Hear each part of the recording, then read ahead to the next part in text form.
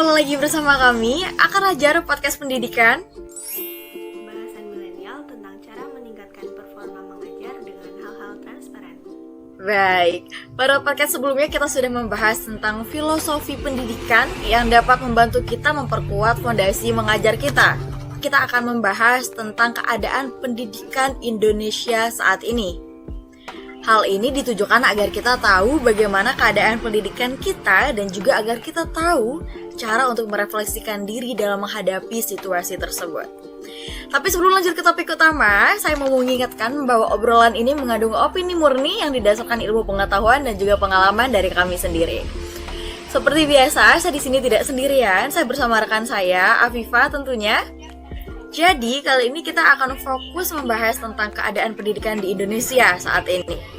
Implementasi kurikulum di tengah masa pandemi, apakah itu berjalan dengan baik atau justru malah sebaliknya? Direktur Jenderal Pendidikan Sekolah Dasar dan Menengah Kemendikbud, Hamid Muhammad Dor pernah mengatakan bahwa ada 3 hal penting yang menjadi fokus implementasi K13 ini. Yang pertama adalah penguatan pendidikan karakter, yang kedua adalah penguatan literasi, dan yang terakhir adalah pembelajaran abad 21. Ketika ada pandemi, bagaimana jadinya? Berdasarkan pengalaman saya pribadi, dari mulai SMP sampai SMA itu penggunaan kurikulum 2013 masih sama seperti apa yang diterapkan pada pendidikan di Indonesia saat ini. Dan tentunya kurikulum ini bisa diimplementasikan melalui daring atau online, karena saat ini pun kurikulum 2013 yang digunakan berjalan menggunakan sistem online. Mengapa kurikulum 2013 ini masih bisa dilakukan walaupun online? Tentunya memiliki beberapa metode yang dapat dilakukan oleh kita sebagai tenaga pendidik saat ini. Yang pertama itu ada Project Based Learning atau PBL yang sangat efektif diterapkan bagi pelajar dengan membentuk beberapa kelompok kecil dalam mengerjakan proyek ataupun membuat sebuah inovasi atau bereksperimen dalam hal-hal tertentu. Lalu yang kedua ada daring atau online method yang saat ini sedang banyak dilakukan di pendidikan Indonesia, khususnya karena proses belajar mengajar dilakukan secara online. Lalu yang ketiga ada luring atau luar jaringan atau yang biasa disebut dengan kelas offline yang biasa dilakukan oleh para pelajar di Indonesia waktu sebelum terjadi sebuah pandemi. Lalu yang terakhir ada home visit method yang sudah mulai dilakukan sejak era new normal tentunya, karena beberapa daerah sudah mulai bisa melaksanakan home visit, namun tentunya tetap memperhatikan protokol kesehatan dan juga pembagian kelompok belajar yang sesuai zona dari masing-masing rumah siswa tersebut. Baik, itu dia tadi yang sudah disampaikan oleh Afifa ya. Basically ada 4 metode yang bisa digunakan oleh guru untuk mencapai kesuksesan belajar pada masa pandemi ini menggunakan K13. Di mana tadi sudah disebutkan ada Project Based Learning, Daring Method, Luring Method, dan juga Home Visit Method. Ada 2 metode yang benar-benar menarik perhatian saya nih. Yang pertama ada daring method, yang dimana ini tentu saja mendukung secara tidak langsung mencapai 3 hal penting implementasi K13 tadi. Fokus ke pembelajaran abad 21. Tidak bisa jauh-jauh dari teknologi seperti itu ya.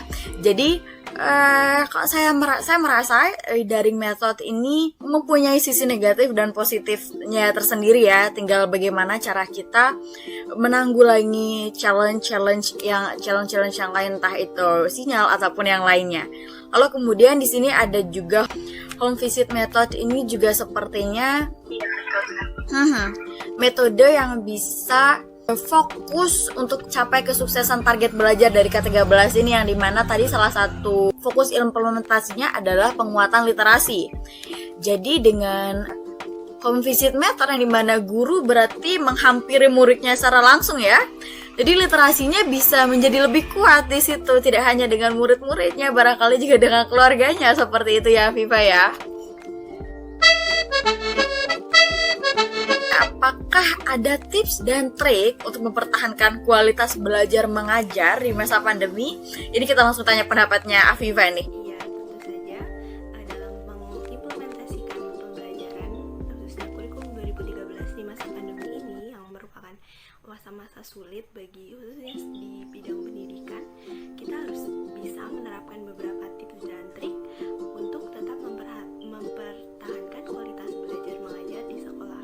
Yang pertama itu tentu saja kita harus sadar akan kewajiban kita baik sebagai seorang guru maupun seorang murid agar tetap mengimplementasikan pembelajaran tanpa walaupun kita sedang berada di masa pandemi. Lalu yang kedua, berusaha untuk tetap dapat mengupayakan kelas terjadi secara efektif dengan cara mengurangi kemalasan ataupun berusaha untuk lebih kreatif. Seperti yang tadi kita tahu, ada beberapa metode yang dapat dilaksanakan untuk melakukan sebuah pembelajaran.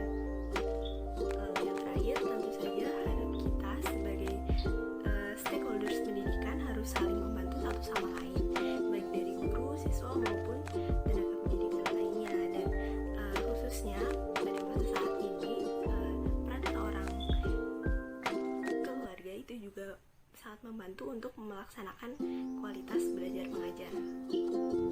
Baik, saling membantu satu sama lain. Betul kata Viva, jadi kita semua harus bekerja sama. Tidak boleh mempersulit satu sama lain ya, baik guru ataupun siswa. Kita bisa simpulkan bahwa implementasi ke-13 di masa pandemi ini bisa kita simpulkan berjalan dengan baik. Walaupun di baliknya mungkin ada challenge tersendiri, tapi setidaknya ke-13 ini tidak benar-benar membuat siswa sulit untuk belajar. Justru ini sangat membantu mereka, seperti itu ya. Jadi bagaimana nih? Apakah fokus implementasi ke-13 di tempatmu sudah terlaksana dengan baik atau tidak? Sampaikan jawabanmu di kolom komentar, dan juga barangkali topik tadi menjadi tutup obrolan kita kali ini ya, Viv. Terima kasih sudah membagi pengalaman dan pendapat yang sangat bermanfaat untuk kita semua, dan juga untuk teman-teman yang sudah menyimak dari awal. Jangan lupa subscribe, like, komen, dan share podcast ini agar sampai ke setiap tenaga pendidik. Thank you for being present and see you on the next video podcast.